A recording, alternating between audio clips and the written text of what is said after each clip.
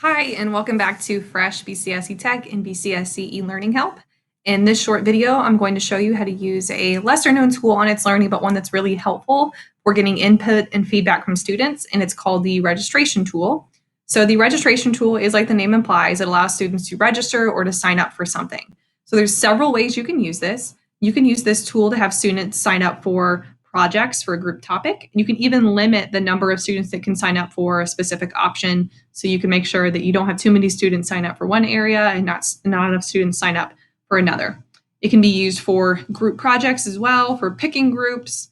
It can be used for signing up for peer review time slots or conversation time slots with the teacher. So for making appointments, auditions, conferencing times, signing up for specific books in a novel study. So if you're an English language arts teacher or an elementary teacher and you have a certain set number of books for a novel study that your students are doing, but you only have a limited supply of them, you can put all those different options there and the students can sign up for them.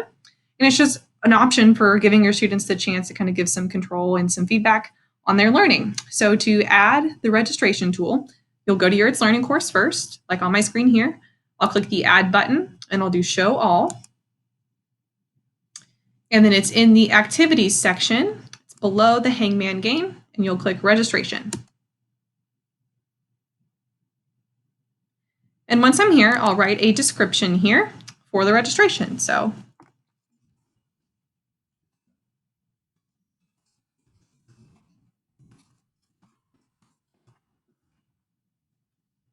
and I'll give this here.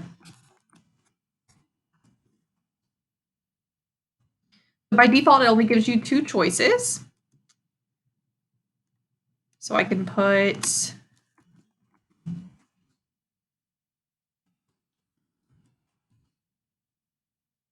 those there, some of my options. I'm just putting some random books in here. I don't even know if these ones would all make sense together, but just a few. And if I only have a certain number of seats for each one of these, meaning I only have a certain number of this specific book, I can put those in. All right. So if there's not a limit, then you just leave it empty and it will just give students the choice to pick whichever one they want without giving them an error message if all the spots have been taken on that. What's cool here is that students can either see each other's choices or you can leave it anonymous. So this is, again, an option for a group project. Maybe if students are picking a specific topic, if they know they want to work with a certain student in the class, you can put those topics up there and they can see what their partner signed up for, what one of their friends signed for, and then they can go and select that topic. Or if you don't want them to see what one of their friends picked, you can uncheck this box and they won't see that one. So participants must explain their choice. This gives students a little text box after they make their selection, and they'll go through and they'll write their response on there. So I think it's helpful to put that there. You can set the minimum and maximum. So if you want students to pick two, maybe it's an option 1 and option 2, you can put that there. I'll leave it at 1, but this is good if you have too many students sign up for something, or if you want to have them a backup plan, then this is a good way to do that. You can set a deadline so that students know they have to respond to it by a certain day. So I'm going to pick that is 4 p.m. tomorrow. They can edit their choices, mandatory, active, yes. So I'll save that. It does take it a second. And this is what students would see this is what it looks like on the teacher view when it's ready for students. If I click the registrations tab right here,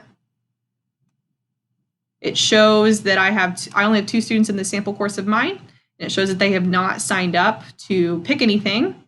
So if they had, I would see the response here. So I'm going to pause in the video and sign in as a student so you can see. All right, so if I'm the student, I'm in student view now, and this is what the student would see for the book study. They would click register, and it gives them instructions.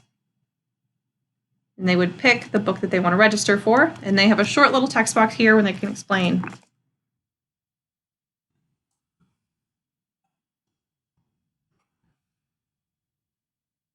They confirm it. And now I can edit the choice if I want to change that. I can delete my answers.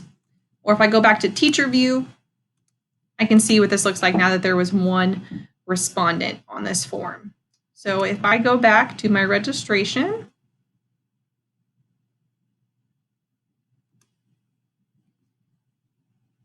this is where I would see the student responses. So that was still me as a pupil view, but if I had a student fill it out, I would see that one person picked the Hunger Games, and it would list their reason right there and when they turned that in.